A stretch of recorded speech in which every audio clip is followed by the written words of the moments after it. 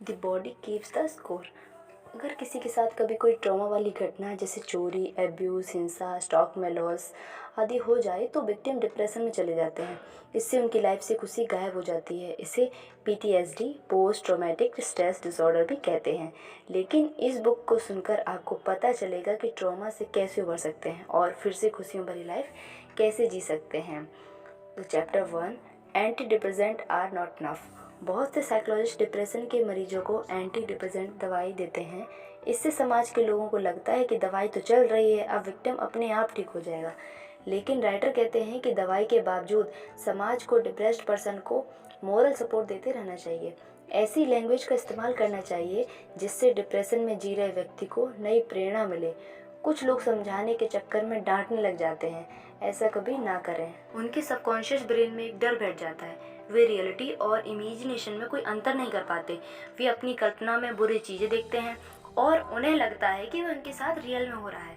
इससे वे हर पल बुरी तरह डरे हुए रहते हैं। साथ ही डिसोसिएशन पैदा हो जाती है। वे समाज के लोगों पर ट्रस्ट नहीं कर पाते और खुद को अकेला और असहाय समझने लगते हैं। उन्हें लगता है कि उनकी ज़िंदगी में खतरा ही खतरा है और किसी भी समय कोई व्यक्ति उनके साथ फिर से वैसा कर देगा। वह किसी पर भी ट्रस्ट नहीं करता और किसी को अपने मन की बात नहीं बताता। उसे लगता है दूसरे उसके दुख से खुश होंगे। कई बार तो वह अपने साथ हुई बुरी घटना के लिए भी खुद को जिम्मेदार मानने लगता है। इस सब से उसके दोस्त और लवर्स आदि उससे दूर होने लगते हैं। वे उसका व्यवहार समझ नहीं पाते। उन्हें लगता है वह एक बुरा आदमी बनता जा रहा है। क्योंकि वह खुश भी नहीं रहता, इसलिए लोग ऐसे व्यक्ति से दूर होने लगते हैं। इससे ट्रॉमा विक्टिम की सिचुएशन सुधरने के बजाय और ख़राब होने लगती है। इसलिए किसी भी साइकोलॉजिस्ट को ट्रॉमा से गुजर रहे व्यक्ति के इन सिम्टम्स पर ध्यान देना चाहिए और ऐसे थॉट पैटर्न्स को समझना चाहिए। फिर विक्टिम की इन थॉट पैटर्न्स को बदलने में हेल्प करनी चाहिए ताकि वह फिर से रियलिटी में वापस आए और परिवार व समाज से एसोसिएट कर सके। Chapter 3, trauma affect relationships. Trauma से व्यक्ति की रिलेशनशिप्स पर भी बुरा असर पड़ सकता है। ट्रॉमा का विक्टिम डिप्रेशन में रहता है और धीरे धीरे उसे शराब या सिगरेट आदि की भी आदत पड़ जाती है, क्योंकि वे दूसरों पर अपना ट्रस्ट खो देते हैं और हमेशा ऑफेंसिव मोड में रहते हैं। उन्हें लगता है कि समाज शायद ऐसे ही काम करता है। वे सोचते हैं कि जिस तरह दूसरों ने उन्हें पीड़ा पहुंचाई है उसी तरह उन्हें भी करना होगा। वे इसे जीने का नियम मान लेते हैं। इस तरह की सोच से बच्चों का विकास भी नहीं हो पाता, वे पढ़ाई में भी अच्छी नहीं होते। इसलिए समय रहते ही अब्यूज़ के शिकार हुए बच्चे की थेरेपी या काउंसलिंग होनी चाहिए। इससे उस बच्चे की सोच को फिर से पॉजिटिव किया जा सकता है और वह फिर से एक सामान्य ज़िंदगी गुजार सकता है। Point 4, therapy can treat trauma. Therapy से ट्रॉमा को उपचार किया जा सकता है। दरअसल जब भी हमारे सामने कोई डेंजर होता है तो हमारी बॉडी और ब्रेन दोनों फाइट या फ्लाइट मोड में आ जाते हैं, जिसका मतलब है लड़ो या भाग जाओ। लेकिन ट्रॉमा से गुजरने के बाद भी ऐसे लोगों में फाइट या फ्लाइट मोड बना रहता है। हालांकि वहाँ कोई खतरा नहीं होता। ऐसे में वह व्यक्ति कभी गुस्से का अनुभव करता है तो कभी घबराहट का, और इस सबसे वह हमेशा विचलित रहता है। इसलिए हर ट्रॉमा विक्टिम की समय रहते किसी अच्छी साइकोलॉजिस्ट से थेरेपी करवानी चाहिए। उसकी गोल बनाने में हेल्प करनी चाहिए। जैसे वह एक रेस्टोरेंट लगा सकता है, उसमें ज़रूरतमंद लोगों को जॉब दे सकता है, बहुत से पैसे कमाकर अपने लिए घर गाड़ी ले सकता है, चैरिटी या समाज सेवा कर सकता है।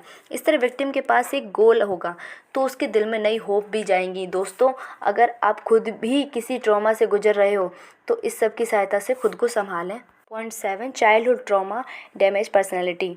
जिन बच्चों को बचपन में किसी तरह का अब्यूज़ झेलना पड़ता है उनके ब्रेन पर इसका बुरा असर पड़ता है। ऐसे बच्चे आगे चलकर कम दयालु होते हैं, उनमें क्रिमिनल वाली साइकोलॉजी बन जाती है।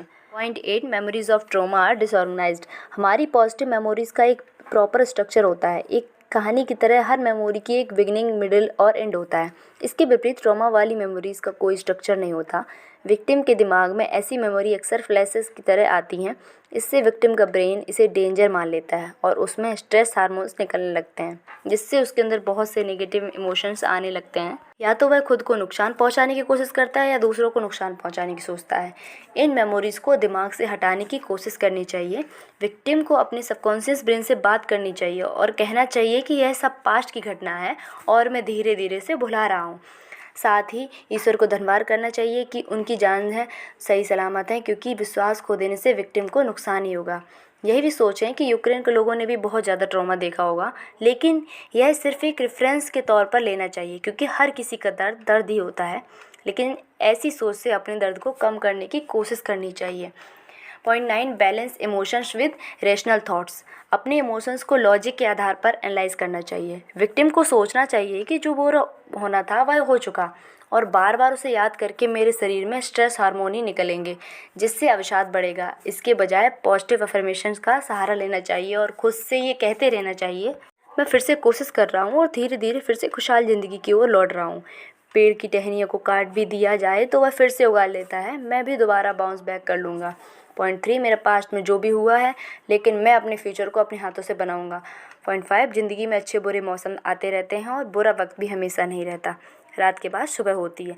इस तरह की सोच से विक्टिम खुद को दर्द और ट्रॉमा से उबारने की कोशिश कर सकता है। Point 10, the distraction technique.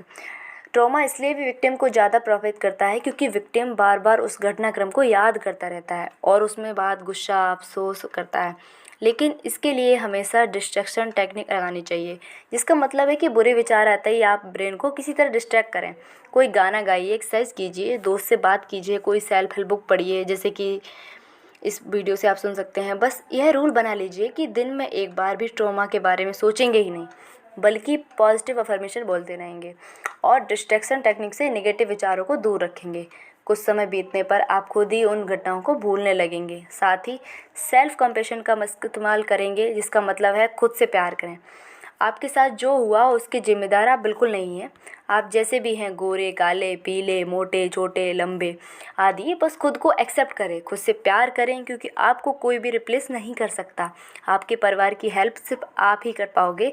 साथ ही कोई किसी से मांग कर नहीं खाता, बल्कि लोग खुद मेहनत करके अपनी जीविका कमाते हैं।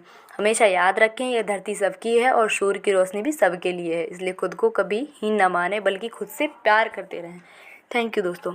तो दोस्तों, उम्मीद है the body keep the score की समरी सुनकर आपको पता चला होगा कि बुरी घटनाओं से होने वाले ट्रॉमा से आप खुद को कैसे उबार सकते हैं।